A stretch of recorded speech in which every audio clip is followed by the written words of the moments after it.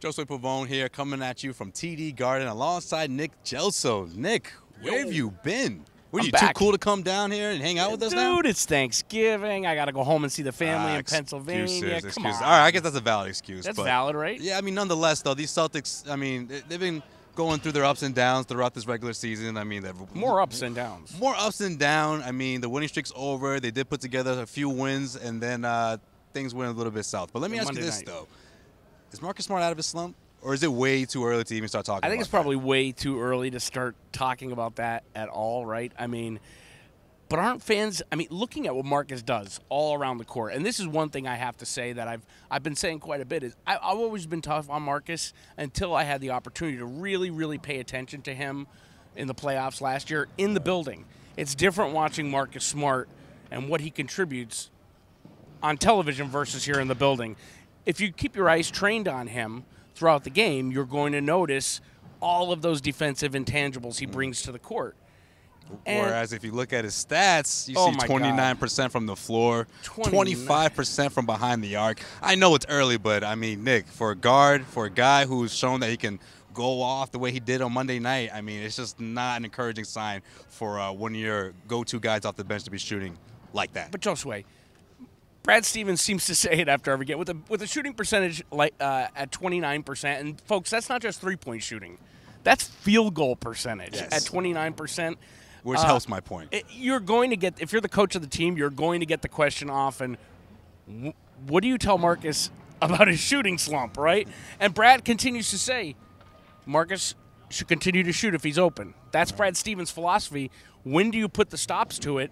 When do you stop saying, all right, Marcus Smart, everything you're giving us on the defensive end of the court does not entitle you to 15 shots a game and to 29% shooting? So do you think it's the spots that he's picking, though? Because let's face it, last year, that was probably my biggest knock on Marcus Smart. I hated when he forced the issue. This time around, I feel like he's not necessarily forcing the issue, but he's just not finding that consistency that we're looking for. Here's what I think it is, Josue. Marcus Smart is an exceptionally good defender. A very good he sees, I think he had 6 assists on Monday night. He sees the floor well. But the dude can't shoot. So there's a point where you just got to say, you know what? If I'm wide open, I'm taking it, because otherwise, what am I? I'm Rajon Rondo, which means you become a liability at the end of the game because you can't hit a jumper. So he's got to take it. Rondo level now? I still put him ahead of Rondo shooting-wise. You know why? He hits the big shots. Yeah. Marcus Smart, with the exception of Monday night, hits the very, very big shots. Right. He always seems to. Dennis Johnson was that way, but when I was growing up, right?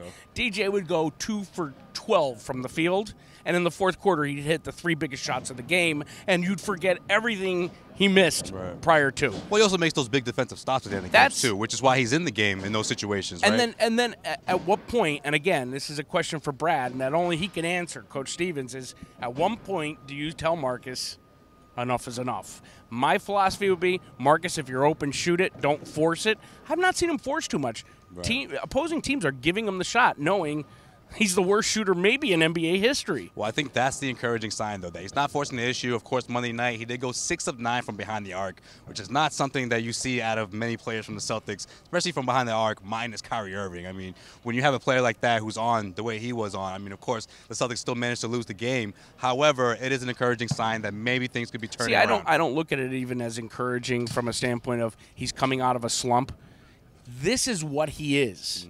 I've never known Marcus Smart. Have you, audience, ever heard or seen, known Marcus Smart to be a knockdown shooter? I mean, I think I got to agree with you on that that one. He's not a good shooter. This is what he is. This is what he is. He's going to give you one of these games every, 15, and 16 games? Maybe every 5, but here's the thing. Celtics fans need to chill out, because if the Celtics lost Marcus on the defensive end of the court, they'd be in big trouble, because he's really the gel that keeps it going. I mean, to a certain extent, he is kind of like I'm going to get beat up for this one, but the KG of this defense. Oh, I don't know about that. Well, he is the defensive stalwart. I'll say he's the new Avery Bradley of this defense. I could live with that, too. I'm not quite sure. So, he's KG level. And Avery, at this point in Avery's career, he was not shooting well either. It took Avery to go down to Maine for a couple weeks, come back up, have a couple off seasons, and he came back. Let's give Marcus Smart a couple seasons. Maybe we've already given him too many. I don't know. But I'm not parting with his defensive juggernaut that he is. So if he's got to shoot it when you're open, Marcus. When you're not, please pass it and stop flopping. This year he's not flopping as much. We can say that. Well, it's just because he hasn't gotten caught yet. Maybe that's what it is. All right, well, we'll see if the home cooking here at TD Garden. Let's see your reactions, guys. Comment, of course, like you typically do. Beat the hell out of us, right? Yeah. Beat us up. Why not? I mean, we're used to that's what we're here for, right? We're used to it. Hey, we got a 5-game homestand, of course. CLNS Media has you covered here at TD Garden.